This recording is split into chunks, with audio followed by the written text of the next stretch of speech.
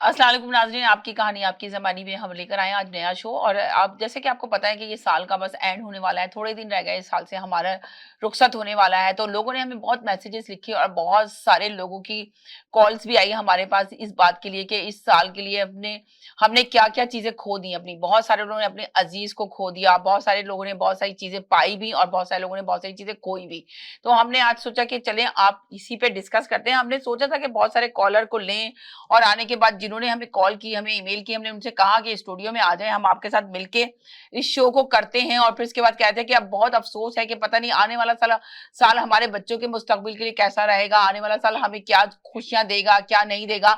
तो हमने काफ़ी कोशिश करने के बाद भी कोई स्टूडियो में नहीं आ सका, लाज़िमत है सबकी मसरूफियात है। उन्होंने कहा कुछ लोग प्लान कर रहे हैं कि जी बच्चों की छुट्टियाँ होंगी तो हम कहीं बाहर निकल जाएँगे, कुछ लोग कहते हैं अपनी कंट्री में चले जाते हैं, बैक होम चले जाते हैं और कुछ लोग यहीं रहते हैं मगर बहुत बिज़ी होते हैं अपने कामों में, किसी को बस लास्ट मोमेंट पे जॉब को फाइनल करना होता है, तो आपको पता है कि काफ़ी बिज़ी लाइफ़ होती है। तो इसलिए लोगों ने कहा नहीं, नहीं ऐसा करें आप ही कर लें, आपकी आवाज़ से बहुत पब्लिक में जाती है आपकी आवाज़, तो लोग आपको बहुत सुनते हैं और बहुत ज़्यादा आप लोग को पसंद करते हैं। तो आप ऐसा करेंगे जो आप रहमान साहब के साथ लेकर आती हैं उनको, तो उन्हीं के साथ शो करें। तो हमने सोचा कि क्यों ना रहमान साहब से ही पूछते हैं, वो अपने हिसाब लगा के बताएँगे कि आने वाले जिस तरह लोगों ने इस साल में कितनी परेशानियों का लोगों को सामना करना पड़ा, ये आपको भी पता है। काफ़ी लोगों ने स्ट्रगल किया, बहुत सारे लोगों के बच्चे बहुत ज़्यादा समझिए आउट ऑफ कंट्रोल हो गए थे, जिन्होंने इस साल में बड़ी मेहनत की, कुछ के बच्चे वापस आ गए अपनी ज़िंदगी के अंदर, कुछ ने अपने बच्चे खो दिए, कुछ ने अपने बहुत ज़्यादा अज़ीज़ और अकारिब को खो दिया जो नहीं आ सके।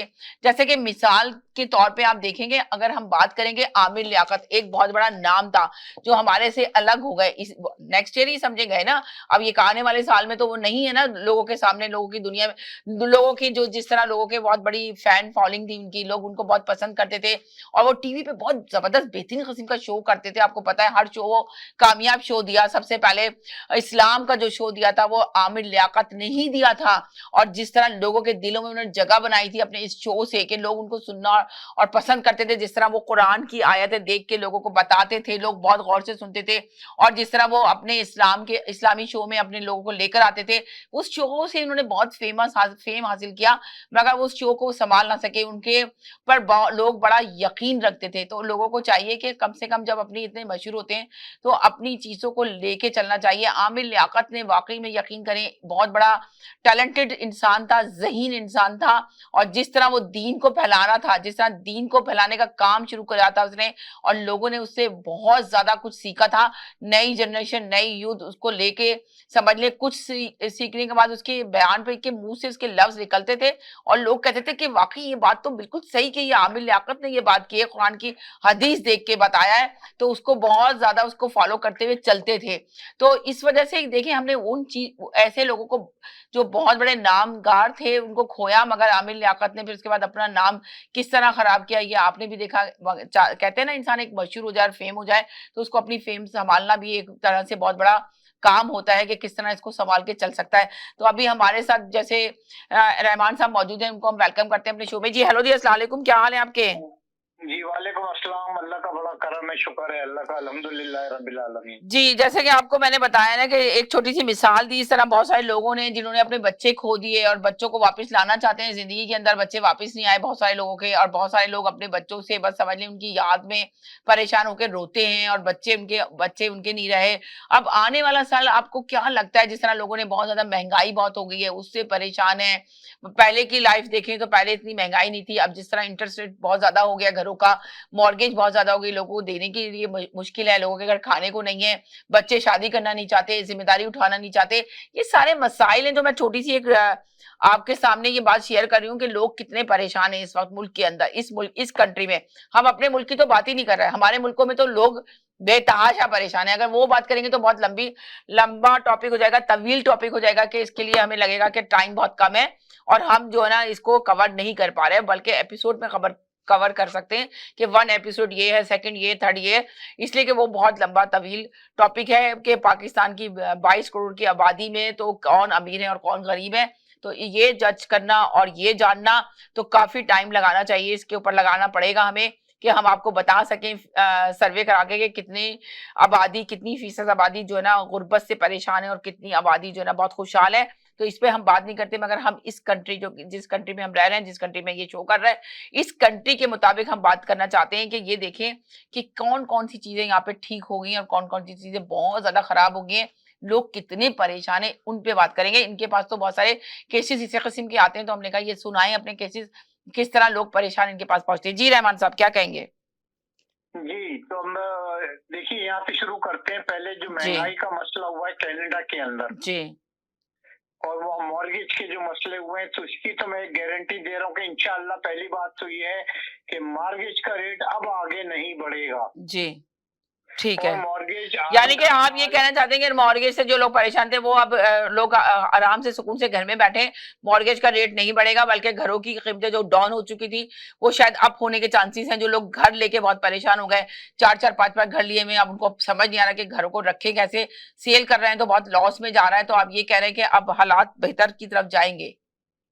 इंशाल्लाह ताला अगले 6 महीने के अंदर अंदर मॉर्गेज का रेट कम होना शुरू हो जाएगा। चलें, गुड हो गया, ये तो तो जबरदस्त। तो हम चलें जी, लोगों आप को लोग कम नाज़रीन, देखने वाले और सुनने वाले समझ लें कि 6 महीने की बात और है, 6 महीने के बाद जो ना हालात बेहतर होने वाले, शुरू होने वाले। जी, 6 आ महीने जाएँ। के अंदर ही जी, अंदर इंशाल्लाह आपको नजर आने लगेगा कि मॉर्गेज का रेट गिर रहा है। जी, ठीक है। अच्छा, तो अब जो लोगों को मैं एडवाइस करूंगा कि जो लोग ऑलरेडी मॉर्गेज वगैरह की वजह से परेशान हैं, वो दो काम जरूर करें। एक तो अपनी बेसमेंट रेंट करें अगर हो सके तो, ताकि उधर से आमदनी का कुछ जरिया बन सके। और दूसरे अपने गैर जरूरी खर्चात और अपनी यूटिलिटीज कंट्रोल करें। जो घरों की यूटिलिटीज होती है, बिजली, पानी, गैस, इसमें थोड़ा थोड़ा करके भी बहुत पैसा चला जाता है। मकसद आप लोगों को कहने का ये है कि अपने खर्चात कंट्रोल करके किसी तरह कंटेन कर ले। इंशाअल्लाह ताला जो 6 महीने आ रहे हैं इसके अंदर मॉर्गेज का रेट गिरेगा, और इंशाअल्लाह आप देखेंगे कि घरों की प्राइस अगले साल के आहिस्ता आहिस्ता करके बढ़ेगी, और 2025 के मिड में घरों की प्राइस एकदम शूट कर जाएगी। ठीक है। तो अगर लोग कंटेन कर सकते हैं अपने गैर जरूरी खर्चात, अपने यूटिलिटीज बिल, मॉर्गेज है अपने कहीं से पे कर दें, या अपने बेसमेंट रेंट कर दें, किसी तरह कंटेन करें, अपने खर्चात कंट्रोल करें, गैर जरूरी खर्चात बंद करें, तो इंशाअल्लाह आप देखेंगे कि दिसंबर के बाद महंगाई भी कम होगी। ये भी मैं आपको गारंटी दे रहा हूँ। जी, चलिए, कहीं नहीं जाइएगा, मेरे साथ रहिएगा। छोटे से ब्रेक की तरफ जा रही हूँ, ब्रेक के बाद वापस आती हूँ, साथ रहिएगा, कहीं नहीं जाइएगा। जी नाज़रीन, हम गए थे एक छोटे से ब्रेक की तरफ, ब्रेक के बाद वापस आए। आप देख रहे हैं अपना पसंदीदा प्रोग्राम आज की आपकी कहानी आप ही की ज़बानी, एवरी ट्यूसडे आप देखते हैं, जिसमें हमारे साथ रहमान साहब मौजूद होते हैं। तो हम रहमान साहब से पूछ रहे हैं कि आपके पास तो बहुत सारे केसेस ऐसे आते हैं, ज़िंदगी के अंदर आए होंगे, जो अपने मसाइल लेकर आए हैं, तो आपने इनके मसाइल का हल किया। तो कोई अच्छी सी रियल स्टोरी सुनाएँ जिससे लोगों को फायदा हो। आने वाले लोगों आप आने वाले साल में आप लोगों के लिए क्या देखते हैं, कौन सा खुशियों का गहवारा बनेगा लोगों की फैमिली के लिए, तो लोगों को क्या करना चाहिए जिससे वो उनको प्रेस करना चाहिए, और किन चीजों को उन्होंने अपनाना चाहिए कि उनके लिए जिंदगियों में खुशियां लेकर आ सके। इसलिए कि यहाँ पे बहुत उदासी है, लोग बहुत परेशान हैं। काफी लोग तो अपने बच्चों की तरफ से परेशान है, बहुत सारे लोगों की नौकरी नहीं है, जॉब की परेशानी है, बहुत सारे मियाँ बीवी की आपस में इख्तलाफात हैं, मियाँ बीवी में अंडरस्टैंडिंग नहीं है, तो काफी इख्तलाफात चल रहे हैं और काफी परेशानियों ने घेर के रखा हुआ है। तो अभी इस सिलसिले में ही हमने बात करनी है, तो बताइए कि आप क्या देखते हैं। जी बताइए रहमान साहब, आपकी जिंदगी में आपके पास तो बहुत सारी ऐसी स्टोरियां आई होंगी जिसकी वजह से अभी आपने कहा, एक छोटी सी बात की कि भाई मॉर्गेज अभी चले, मॉर्गेज के रेट इंशाल्लाह ठहर जाएंगे और आगे नहीं जाएंगे, और लोगों के लिए अच्छा न्यूज होगी, ये गुड न्यूज है कि नेक्स्ट आने वाला साल लोगों के लिए खुशियां लेकर आएगा इस सिलसिले में। तो मगर बच्चों के सिलसिले में और मियाँ बीवी के रिश्ते के सिलसिले में आप क्या देखते हैं? जी जनाब। मियाँ बीवी के रिश्ते के सिलसिले में एक केस मेरे पास आया था, जी और वो मैं उसको बताना चाहूंगा कि एक दो लड़का और लड़की की शादी हुई। जी लड़की बहुत खूबसूरत थी, लड़का भी बहुत खूबसूरत था, ऐसी बात नहीं, बहुत अच्छा रिश्ता चल रहा था। तो वो लड़की कोई मेकअप वेकअप की चीजें मिलती है ना बाजार में, तो उसने ऑनलाइन कोई चीज ऑर्डर की थी। जब उसने वो यूज करना शुरू की तो उसको चेहरे के ऊपर स्किन डिजीज हो गई। ओके। तो वो जो चेहरा उसका खराब होना शुरू हो गया, डॉक्टरों ने कहा भाई ये तो बहुत सिचुएशन खराब हो गई है, हम इसको सही नहीं कर सकते, you have to live with it now. और वो जैसे जैसे वक्त गुजर रहा था चेहरा खराब हो रहा था। ओके। वो इत्तेफाक से हस्बैंड को कहीं जाना पड़ गया, ट्रेवल करना पड़ गया। तो वो ट्रेवलिंग के दौरान जब वो 2-1 महीने के बाद वापस आ रहा था, गाड़ी से ट्रेवल करके वापस आ रहा था अमेरिका से, तो गाड़ी का हादसा हो गया। अच्छा, यानी कि आपने पहले ये बता रहे हैं कि लड़की ने मेकअप कॉस्मेटिक यूज किया जिससे जो ना मेकअप से उसका चेहरा खराब हो गया, फिर जब हस्बैंड आ रहा था तो उसकी गाड़ी का एक्सीडेंट हो गया। तो ये दोनों चीजों में मुझे लग रहा है क्या मैच करना चाह रहे हैं आप इसके अंदर? मैं इसके अंदर मैच ये करना चाह रहा हूँ कि वो लड़की को फिर ये फिक्र हो गई कि अब तो मेरे हस्बैंड की दिलचस्पी मेरे ऊपर से खत्म हो जाएगी। अच्छा, यानी कि चेहरा खराब हो गया तो उसके जहन में ये रोज पे रोज खराब होता है। ओके, तो ये इत्तेफाक से ये हुआ कि हस्बैंड बीच में गया एक महीने के लिए अमेरिका। जब वो वहां से वापस आ रहा था तो उसका एक्सीडेंट हुआ और उसकी आंखें चली गई। ओ अच्छा अच्छा, तो यानी कि लड़की ने क्या ये दुआ की थी कि उसकी आंखें चली जाएं, वो ना देख सके? तो अब ये हुआ कि वो लड़का जब वापस आया तो वो तो इसका चेहरा मजीद खराब से खराब होता चला गया और रोजाना खराब हो रहा था। बिल्कुल कोई इलाज भी नहीं था उसका। बहुत बुरा चेहरा हो गया, बहुत ही बुरा। अच्छा, ये रियल स्टोरी सुना रहे हैं आप? ये रियल स्टोरी सुना रहा हूँ, यहीं की स्टोरी है, कनाडा की। ओके, तो गोरी लड़की थी या देसी लड़की थी? गोरी थी या देसी थी? नहीं, गोरी लड़की थी। अच्छा, गोरी लड़की थी। ओके, गोरी लड़कियों में तो खैर ऐसे अमूमन चीजें डिजीज पाई जाती हैं इस तरह के, नहीं? तो उसके बाद क्या हुआ कि वो लड़का जो था वो ब्लाइंड हो गया था, क्योंकि तब उसे वो ही नहीं देख सका। वो चलता रहा सिलसिला, क्योंकि वो ब्लाइंड था। उसको अपनी बीवी की खूबसूरती अब वो देख नहीं सकता था। तो वो जो था सिलसिला इस तरह वो चलता रहा, मोहब्बत कायम रही, रिश्ता कायम रहा। और ना आपने देखा नहीं कि गोरों के रिश्ते तो बहुत कम ही चल पाते हैं, उनमें इतना ज्यादा वो नहीं होती, इसलिए कि वो तो इंडिपेंडेंट लोग रहते हैं। हमारे अपनी कंट्री के लोगों के रिश्ते होते हैं कि जी हमारे रिश्ते चलना मुश्किल हो रहा है। गोरों के रिश्तों में तो ये चीजें एक आम होती है कि आज इसकी गर्लफ्रेंड है, कल दूसरी गर्लफ्रेंड हो जाती है, उसका भी लड़की का भी होता है बॉयफ्रेंड है, और फिर वो इंडिपेंडेंट रहना चाहते हैं, कोई डिपेंड नहीं करते किसी के ऊपर भी। उन्होंने अपनी जॉब करते हैं, अपना खाना खाते हैं। वो यही चीजें तो हमारे बच्चों में ट्रांसफर करने की कोशिश करते हैं और हमारे बच्चों को यही एजुकेशन देते हैं, यही तालीम देते हैं। तो उनकी तो कहानी दूसरी है ना। उसको तो लड़की को अगर लड़की का चेहरा खराब भी हो रहा था तो कोई मसला नहीं था, वो किस तरह भी अकेली सिंगल मदर भी वो रह के जिंदगी बहुत अच्छी गुजार सकती है। यहाँ पे इतनी ये वाली प्रॉब्लम तो नहीं है कि हम इस कहानी को कहें कि बहुत सीरियस। कहानी तो सुने आगे मैंने किया क्या। जी जी, कुछ अरसे के बाद अब वो लड़का देख नहीं सकता था, लड़की बदसूरत से बदसूरत होती चली गई। अब लड़का देख नहीं सकता था। एक वक्त ऐसा आया कि वो बीमारी कुछ ऐसी थी कि वो शायद कैंसर से उसका कुछ ताल्लुक था। वो लड़की की डेथ हो गई। ओके, अच्छा, तो बाद में पता लगा कि वो लड़का जो था वो ब्लाइंड था ही नहीं। ओके, वो ब्लाइंड बना था ताकि उसकी बीवी जिंदगी गुजार सके और वो मोहब्बत कायम रहे। और ये मशवरा उसको मैंने दिया था, ब्लाइंड बन जाओ। Okay okay okay okay, this is what I want to tell people कि कभी कभी रिश्तों में थोड़ा अंधा। तो यानी कि आप ये देखेंगे, आपने ये साबित किया यहाँ पे, ये पैगाम नहीं, आपके इस पैगाम से ये जाहिर हो रहा है कि लोगों के अंदर ये सोच है कि गोरो जो है यहाँ पे जो व्हाइट पीपल होते हैं कि उनमें अक्सर देखा जाता है कि वो रियल मोहब्बत नहीं करते, सच्ची मोहब्बत नहीं करते। एक बॉयफ्रेंड, दो बॉयफ्रेंड, तीन बॉयफ्रेंड बनाते हैं, तो उनमें ये नहीं होता कि बस एक ही हस्बैंड के साथ जिंदगी पूरी गुजारे। डिपेंड करता है, बहुत कम लोग होते हैं जो गुजारते हैं। मगर आपने ये दिखा दिया कि देखें इन लोगों में भी एक सच्ची मोहब्बत पाई जाती है। वो एक ही लड़का उसी से मोहब्बत करता था, उसकी अपनी वाइफ से लव करता था, पर उसकी वाइफ का कॉस्मेटिक से स्किन खराब हुई तो फिर उसके बाद वो हस्बैंड ने जो इतनी बड़ी कुर्बानी दी जिसको जो आपके पास आया। तो आपके पास क्या लड़की आई थी या लड़का आया था ये डिस्कस करने के लिए? आया था ना, वो हस्बैंड आया था कि कोई मेरी। मगर आप बता रहे हैं कि जब उसकी स्किन आपने ये बताया यहाँ पे कि उस लड़की का जब स्किन खराब हुई थी तो हस्बैंड उसका बाहर चला गया था जॉब के सिलसिले में, आउट ऑफ कंट्री चला गया था, तो वो तो यहाँ मौजूद नहीं था। जब वो आने वाला था तो आप लड़की परेशान थी, वो आएगा मेरा फेस देखेगा, आपने शुरू में ये बताया है। हाँ बिल्कुल ऐसे ही हुआ था ना। तो फिर जब लड़के ने तो उसकी स्किन देखी नहीं ना खराब। उस वक्त उसने मुझसे कांटेक्ट किया था जी, जब वो वापस आया था। तो वो जब एक्सीडेंट हुआ ना तो ऑलरेडी उससे पहले वो मेरी उसकी मुलाकात हो गई थी। तो जब उसने मुझे बताया कि मेरा एक्सीडेंट हुआ है, फोन किया था उसने मुझे, नहीं, मैं यहाँ पे कंफ्यूज इसलिए हूँ कि आपने मुझे ये बताया कि जब लड़की का फेस खराब हुआ तो लड़की का हस्बैंड जो था, लड़की डरी हुई थी कि मेरा फेस खराब हो गया कॉस्मेटिक से, अब मेरा हस्बैंड मुझे आके मेरा फेस देखेगा तो वो क्या देखेगा। तो अचानक लड़के को की जॉब बाहर हो गई, वो बाहर चला गया, लड़की का फेस नहीं देखा। फिर इसके बाद आप कहानी में लेकर आ रहे हैं कि जी वो लड़का आया, आपसे मुलाकात हुई, इसका एक्सीडेंट हो गया। तो जब लड़की का आया, मेरा सवाल ये है, नहीं, मैं वही चीज बता रहा हूँ, मैंने शॉर्ट स्टोरी बताई थी। लड़का पहले आया था मेरे पास, एक्सीडेंट से पहले, जाने से पहले, अमेरिका जाने से पहले आया था। अच्छा, तो वही ना स्टोरी लोगों की जब लोग देखेंगे तो सुन, लड़के जी जी मैं बता रहा हूँ ना, वो इसलिए आया था कि वो कह रहा था मेरी बीवी के ऊपर किसी कोई ब्लैक मैजिक तो नहीं है। अच्छा, वो ये जानने के लिए आया था मेरे पास। लेकिन जब उसका एक्सीडेंट हुआ था तो उसने मुझे फोन किया था, मेरा ऐसे एक्सीडेंट हुआ, तुम क्या देखते हो, मेरे ऊपर कोई है, मेरी बीवी पे ब्लैक मैजिक तो नहीं। उस वक्त मैंने उसको मशवरा दिया था, अब एक्सीडेंट हुआ है, तुम ब्लाइंड बन जाओ। तुम्हारी बीवी, अगर तुम अपनी बीवी से सच्ची मोहब्बत करते हो, रिश्ता कायम रखना चाहते हो, तो तुम ब्लाइंड बन जाओ, ताकि उसको इस बात का एहसास ना हो और वो कि अब मेरा चेहरा खराब हो गया, मेरे शौहर मुझसे मोहब्बत नहीं करता।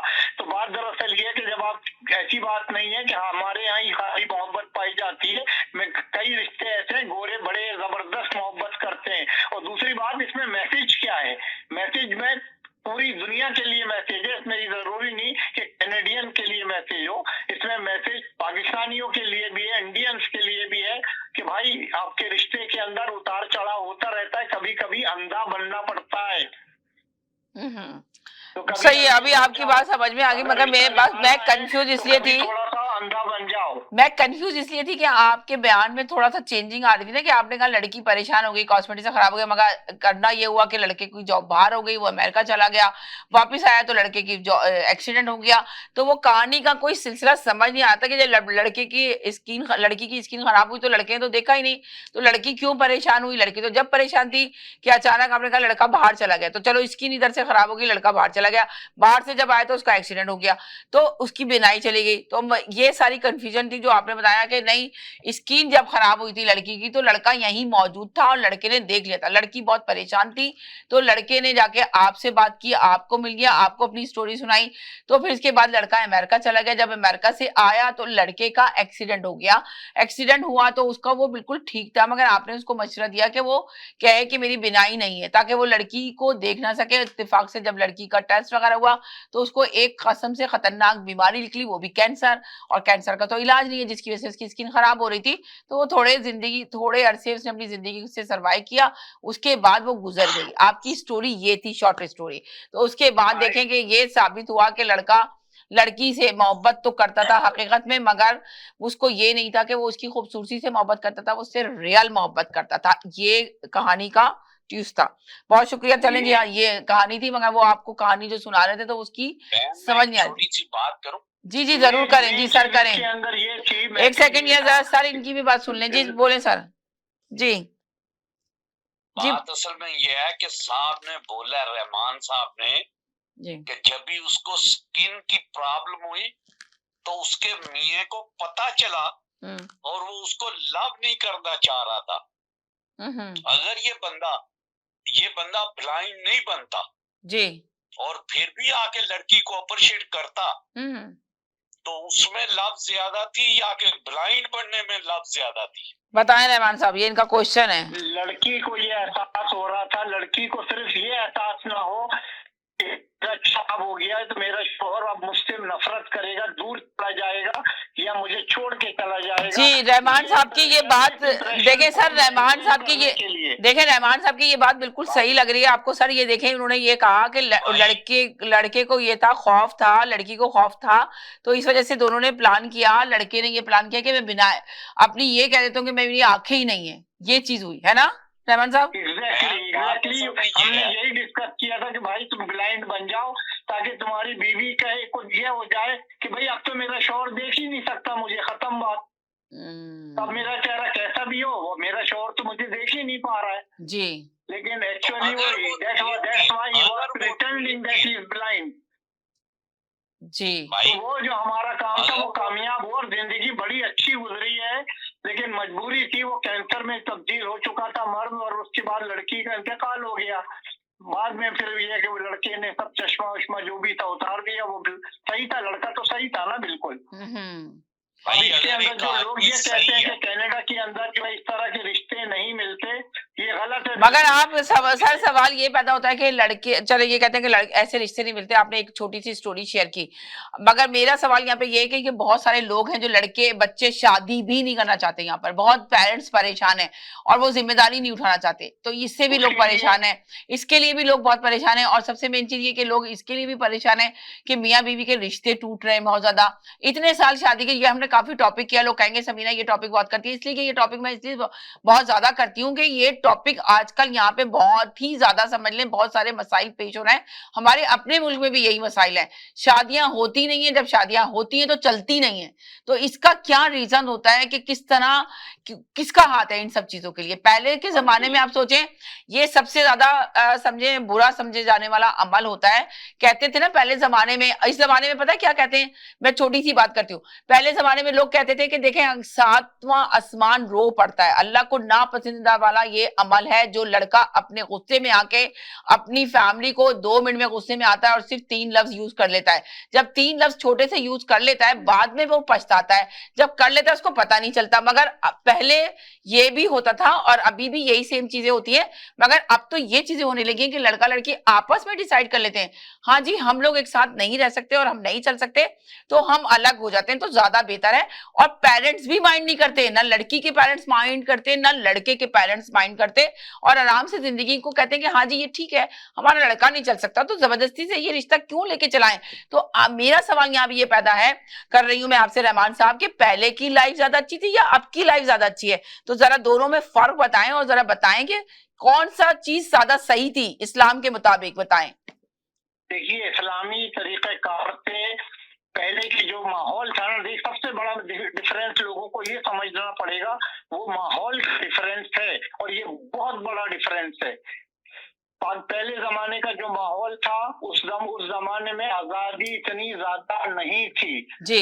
जो माँ बाप का नहीं, आजादी के बाद भी एक आप बताएं कि पहले का ज्यादा अच्छा था या अभी अच्छा है, ये जो अभी चल रही है जिंदगी? पहले का अच्छा था, पहले का ज्यादा अच्छा था जी, क्योंकि उसमें बच्चों की भी तरबियत होती थी, बच्चों की इस्लामी तरबियत होती थी जी, कि उनको सिखाया जाता था, तरबियत दी जाती थी, माँ बाप की कैसे इज्जत करना है। अगर मेरी शादी हो रही, माँ बाप ने की, ठीक है अल्हम्दुलिल्लाह मैंने कबूल की, वो लड़के को इस्लामी तरबियत होती थी उसकी कि भाई मैं किसी बीवी को लेके आ रहा हूँ तो भाई की बहुत बड़ी जिम्मेदारी है, माँ से, बच्चों से, बहनों से, भाइयों से, बाप से जुदा करके ला रहा हूँ।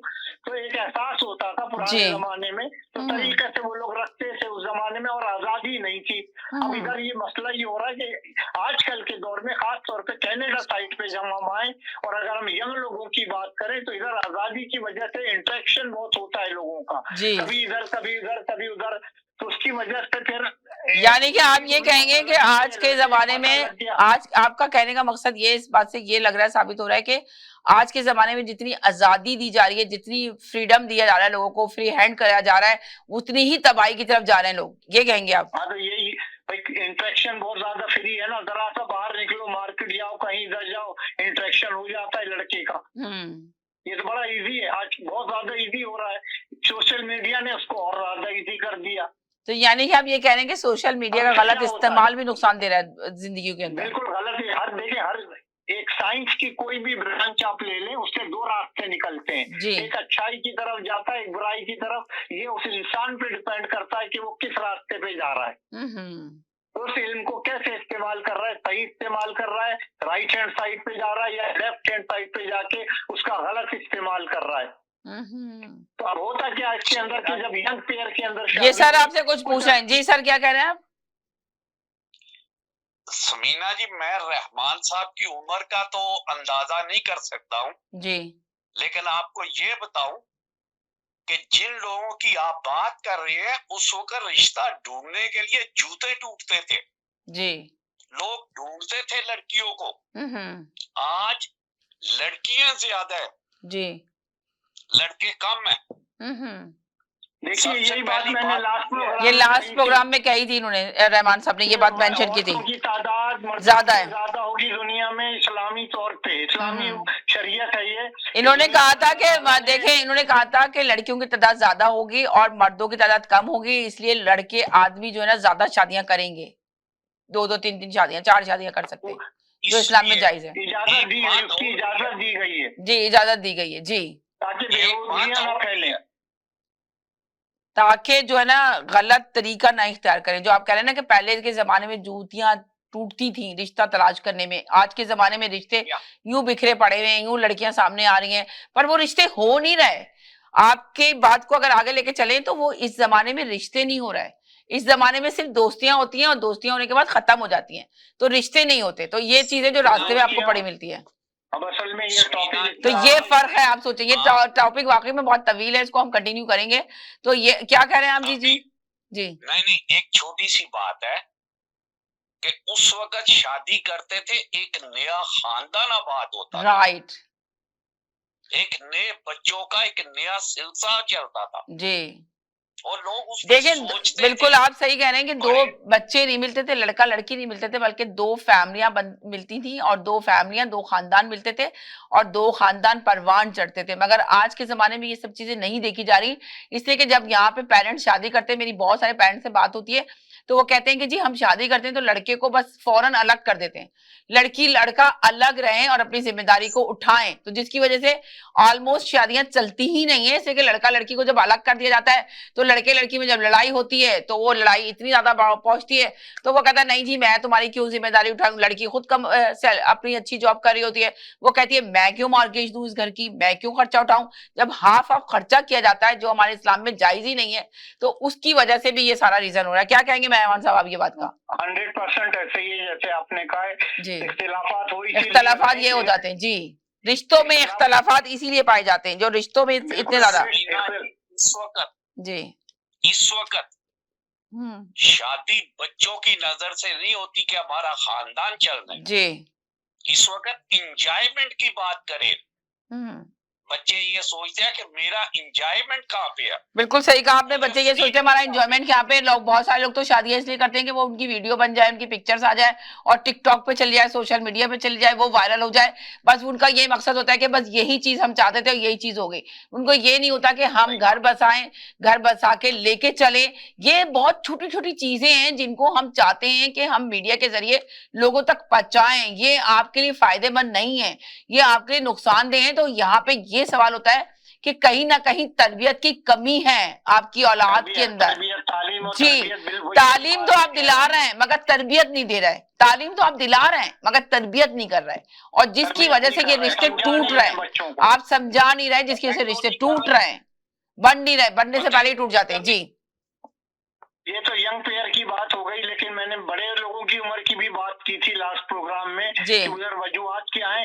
अगर आप टोटल, अब प्रोग्राम का वक्त भी कम है, ओवरऑल अगर आप दुनिया का जायजा लें, सबसे ज्यादा जो कम रेशो है तलाक का वो मिडिल ईस्ट में है, सऊदी अरब में सबसे कम रेशो है। जी जी जी, सबसे ज्यादा, उसके बाद फिर इंडिया पाकिस्तान का नंबर आता है, श्रीलंका का नंबर आता है, और सबसे ज्यादा तलाकें हो रही है वेस्टर्न साइड के ऊपर। और इसी वजह से अब हम इस्लामी इक़दार पे हट गए ना। सऊदी अरब में क्यों नहीं हो रही वही 3 तलाकें जी। सऊदीया में सिर्फ देखें, एक बात सुने रहमान साहब, आपने बिल्कुल सही कहा, आपने सही कहा कि मिडिल ईस्ट में नहीं हो रही है, हमारे पाकिस्तान में भी बहुत ज्यादा हो रही है और कनाडा में और यूरोप कंट्री में बहुत ज्यादा हो रही है। मिडिल ईस्ट में नहीं हो रही, क्यों नहीं हो रही, वजह क्या है, रीजन क्या है कि मिडिल ईस्ट में आप सोचे सऊदी अरब में, इसलिए कि कहते हैं ना कि वहां पे तो एक रहमतें होती हैं उनकी, तो गलियों में भी आप चले जाएं तो वहां चलते फिरते आपकी दुआएं कबूल होती हैं। वहां पे पानी में ऐसी चीज नहीं है, हवाओं में नहीं है, फिजाओं में नहीं है। यहाँ तो हवा और फिजा में ही डिप्रेशन है, आप अंदाजा लगा लें। तो वो डिप्रेशन निकले कहाँ पे, वो इसी तरह निकल रहा है लोगों का डिप्रेशन। मेन चीज ये एग्जैक्टली ऐसा ही हो रहा है। आप इसलिए कह रही है कि आपने सऊदिया का माहौल नहीं देखा। अगर सऊदिया का माहौल देख रहे हैं तो नवाज शरीफ से पूछे, जिसकी बेटी। चले, अभी हमारा ये पॉलिटिक्स का शो नहीं है, इसलिए कि हम नवाज शरीफ की बात नहीं करेंगे, इसलिए कि ये हमारा आपकी कहानी आपकी जबानी है, इसको हम पॉलिटिक्स में नहीं ज्वाइन कर सकते। हम ये एक आम टॉपिक पे बात कर रहे हैं, आम चीजें लेकर आए हैं, लोगों की जो रोजमर्रा की जिंदगियां हैं उनके बारे में डिस्कस करना चाह रहे हैं। जी, सऊदिया में बहुत तलाकी होती है, लेकिन वो बाहर डंडोरा नहीं पीटते, देखिए सऊदीया में ना, नहीं, आप आपकी बात से मैं इस वजह से एग्री नहीं करूंगी कि सऊदीया में डिवोर्स बहुत कम होती है। सऊदी अरब में जो हमारे अपनी कंट्री के भी लोग गए हुए वो भी जिंदगी गुजार लेते हैं। वहां पे पैसा कम होता है, लोगों के पास तनख्वाहें कम होती हैं, मगर वहां पे एक दूसरे का ख्याल रखना, एक दूसरे से मोहब्बत से जिंदगी गुजारना, वो बहुत ज्यादा चीजें पाई जाती हैं जो हमारी अपनी माहौल है ना, मजहबी माहौल, मजहबी तरबियत और मजहबी माहौल का असर है बहुत ज्यादा। जी बिल्कुल, आपने सही कहा रहमान साहब। ये जो बात कर रहे हैं ये दूसरी साइड पे ले चलेगा। ये पॉलिटिक्स के वो वाले लीडर जो हैं उनकी बातें करना शुरू कर दी, मगर हम एक आम आवाम की बात कर रहे हैं, हम आम आवाम को लेकर डिस्कस कर रहे हैं यहाँ पर। रहमान साहब जी जी सुन रहा हूँ, फरमाइए। हमारे लोगों के रिश्ते वहां पे इसलिए चलते हैं कि फैमिली काम नहीं करती जी। जो कमा तो अभी आप देखें ना, यही बात बता रही हूँ ना कि इसीलिए काम नहीं करती है और काम कर रही है, मगर हमारे पाकिस्तान में भी फैमिलियां काम नहीं कर रही, मगर रिश्ते चलने में मुश्किल हो रही है।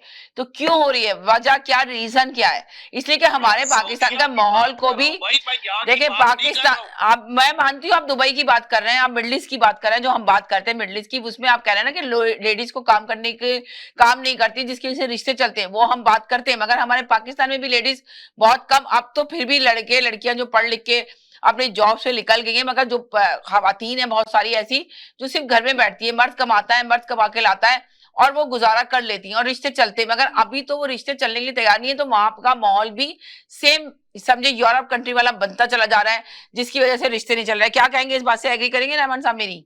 आजादी जो मिलेगी ना, जब आजादी तो पाकिस्तान में भी बढ़ रही है ना बहुत ज्यादा। वो फॉलो कर रहे हैं यूरोप कंट्री को, मेन चीज ये है जिसकी वजह से रिश्ते नहीं चल रहा है। जी पाकिस्तान में हुआ करता था, मेरा जिस्म मेरी मर्जी। जी वही चीज तो होगी ना, मेरा जिसे मेरी मर्जी वाली जब कहानियां चलेंगी तो सोचे फिर रिश्ते कैसे चलेंगे। वो रिश्ते नहीं चल रहे हैं, वहां पे प्रेजेंटेशन जो दी जा रही है लोगों को वो गलत दी जा रही है। यहाँ पे बात यही तो हो रही है कि वहां की लड़की भी आज जॉब करने के लिए निकल तो गई है, पर वो भी ऐसी हो गई है, इंडिपेंडेंट काम करना चाहती है, डिपेंड नहीं करना चाहती किसी के ऊपर, ना जिम्मेदारी उठाना चाहती है। तो यहाँ पे हमारे इस कंट्री के अंदर जहाँ पे हम रह रहे हैं, जहाँ पे हम ये शो कर रहे हैं, यहाँ पे भी रिश्ते नहीं हो रहे। तो वजह क्या है, रीजन क्या है? वही तरबियत की कमी है। तालीम तो जरूर दिला रहे हैं पेरेंट्स अपने बच्चों को, मगर तरबियत नहीं दे पा रहे हैं, जिसकी वजह से ये सारी कहानियां हो रही हैं। आप इस बात से मेरी एग्री करेंगे? आपके पास तो इतना जी बिजी चले, वो कहते हैं कि माँ भी बिजी है, मगर फिर भी सोचना तो चाहिए। आप मुल्क में भी, जब तो हमारा सवाल है कि क्या खोया क्या पाया। आप सोचे ना, लोग इतनी चीजें उन्होंने खो दी हैं, रिश्ते खो दिए, रिश्ते बिखर गए, पेरेंट्स बच्चे उनसे टूट गए, शादीशुदा जिंदगी गुजारे थे वो रिश्ते खो दिए लोगों ने।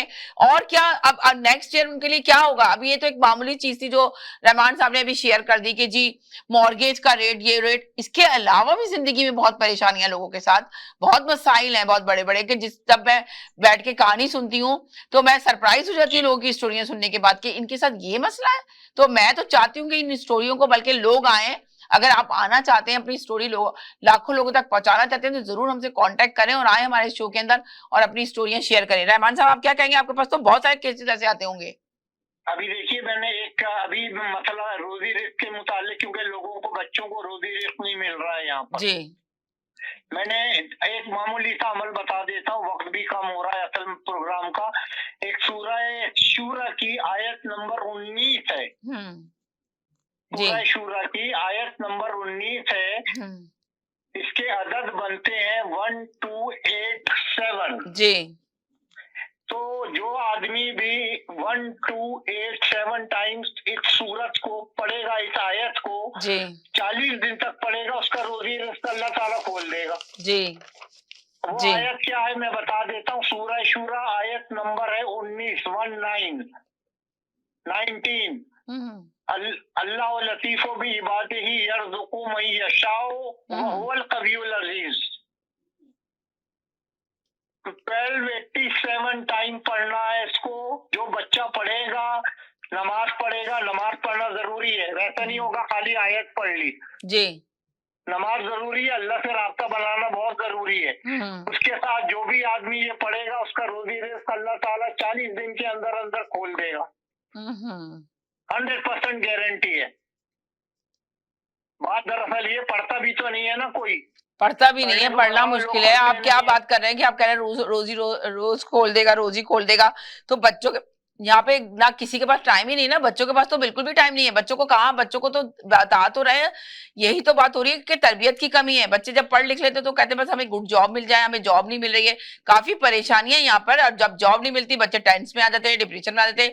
हमने इतनी हाई फाई एजुकेशन की है तो हम क्या विनर पे जाके जॉब करें, या हम टिम होटल पे जाके जॉब करें? हम क्यों जॉब करें, हमने इतनी एजुकेशन हासिल की है। बच्चों के तो यहाँ पास बच्चों काम को क्या जॉब है? ही नहीं मिल रही है, मेन चीज ये, काम नहीं मिल रहा, बच्चे टेंस में और डिप्रेशन में जा रहे हैं। तो यहाँ पे ये बहुत सारे मसाइल हैं। अब आप कह रहे हैं कि ये पढ़ें तो कहाँ पढ़ेंगे? और तो मर्द और मियाँ बीवी के पास टाइम नहीं है। मॉर्गेज का रेट इतना बढ़ गया कि बीवी को भी घर से बाहर निकलना है अफोर्ड करने के लिए, और मियाँ को भी घर से बाहर निकलना है। तो अंदाजा लगाएं पढ़ाई करेगा अब, ये सवाल पैदा होता है यहाँ पर। जो आप बता रहे हैं कि पढ़ लें, भाई लोगों को तो आसान बताइए कि बस किस तरह लोगों के हालात सही हो जाए, बेहतर हो जाए, तो क्या करें वो खुशी, ये सवाल है यहाँ पर अभी। देखिए, पढ़ाई के बगैर कुछ नहीं हो सकता। मैं कम से कम एक दफा तो नमाज पढ़ो यार दिन में। अगर सही कह रहे हैं, नमाज पढ़नी चाहिए। सबसे मेन चीज ये कि आप चलें कुछ भी मेन नहीं चीज पढ़ है रहे हैं, एक आप दफा नमाज तो नमाज पढ़ पढ़ के, लें। मैंने जो तादाद बताई है 1287 बनती है, उसको 5 हिस्सों में तकसीम कर लो। अगर एक दफा पढ़ने में तकलीफ हो रही है तो 5 हिस्सों में तकलीफ करके 24 घंटे का जो वक्त है मगरिब से लेके दूसरे दिन मगरिब तक, हमारा इस्लामी तरीका है। हमारा दिन शुरू होता है रात मगरिब से दूसरे दिन मगरिब तक। ओके ओके ओके तो इस ओके। दौरान में ये 5 दफा पढ़ लो यार। 5 दफा 1287 डिवाइडेड बाय 5 कर लो और उसको किसी तरह पढ़ के अल्लाह के सामने सजदा करो। देखो, जब अगर नौकरी ना मिले तुम आ जाना मेरे पास। जी जी जी जी जी जी। मैं गारंटी दे रहा हूँ, नौकरी मिली है। करके तो देखो जरा यार, करके जो देखो भाई, सदका दो थोड़ा सा। उसके बाद ये है कि बंदिशें होती हैं। रसूल अल्लाह सल्लल्लाहु अलैहि वसल्लम ने फरमाया था अपना सदका दिया करो। ये अगर कोई मुसीबत आए, कोई परेशानी आए, 2 बातें बोली थी रसूल अल्लाह सल्लल्लाहु अलैहि वसल्लम ने, एक सदका दो और दूसरे हाजत की नमाज पढ़ो। सही कह रहे हैं, दूसरे हाजत की नमाज पढ़े कोई जी। करता भी तो नहीं है ना, मसला ये है। अब किसी को बोलो कोई करता नहीं। अब ये 1287 को अगर आप 5 से डिवाइड करें, अभी मेरे पास कैलकुलेटर पड़ा है जी। 1287 डिवाइडेड बाय 5, ये बनता है 257 बनता है। बस 257 दफा इस आयत को पढ़ना कौन सा मुश्किल है, 15-20 मिनट भी नहीं लगेंगे। जी जी जी जी जी, सही कह रहे हैं आप, ये 15-20 मिनट भी नहीं लगेंगे, वहां लोग टाइम निकालें पड़े ना जी जी। तो भैया सोशल मीडिया के ऊपर अगर सोशल मीडिया के ऊपर तो लोग समझे 4-4 5-5 घंटे लगा लेते हैं जी। सोशल मीडिया पे 4-4 5-5 घंटे, आप सोचिए सोशल मीडिया पे तो रात के 3-3 बजे तक लोग बैठे रहते हैं, टाइम निकाल लेते हैं, ब्लैंकेट में बैठे हुए हैं और सोशल मीडिया स्टार्ट है। सब सो गए, फैमिली सो गई, मगर बैठे हुए, वो एक नशा है लोगों के हाथों में कि बस चाहते हैं कि सेल्फियां बना बना के डालें। ये नहीं सोचते कि भाई अपनी फैमिली को किस तरह ग्रो करना है, अपने आप को कैसे लेके चलना है। आपका बहुत अच्छा मैसेज था, बहुत जबरदस्त आपने बात की है। और है ना, क्या कहते हैं आप हबीब साहब, आप जो मेरे साथ कॉलर है जी, क्या कहेंगे आप?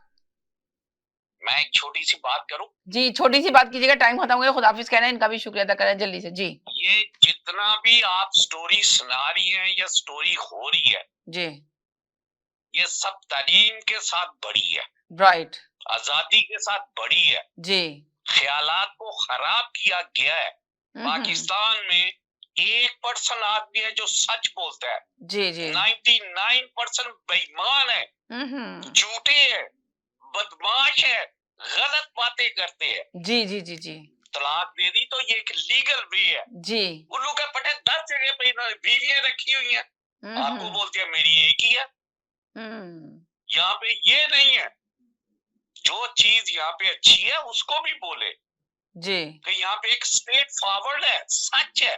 क्यों हर आदमी इधर भाग रहा है? इसलिए कि बेईमान है लोग। आप किसी को प्रॉपर्टी दे के आओ ईमानत पे, वापस जाओगे वो प्रॉपर्टी गायब होगी। सही कह रहे हैं, सही कह रहे हैं जी। झूठ बोलते हुए वहाँ पे तो बेईमानी तो है ना, वहाँ पर बेईमानी तो है, ये आपने सही कहा, बेईमानी तो है, मुल्क तरक्की नहीं कर सकता। चले है ना, बहुत शुक्रिया, बहुत अच्छी बात की आपने, वाकई सही बात की कि बेईमानी तो बहुत ज्यादा है, मुल्क कैसे तरक्की करेगा। चले मैं जो ना इस शो से ना इजाजत चाहूंगी। मैंने बताया मैंने लाखों रुपया दुबई में होते हुए कराची में इन्वेस्ट किया है। राइट। बैंकों के शेयर है, कंपनियों के शेयर है, जो एक पैसा नहीं वापस भेजे। और ये पैसा फंस चुका है, मुझे मालूम है, पैसा फंसा हुआ है।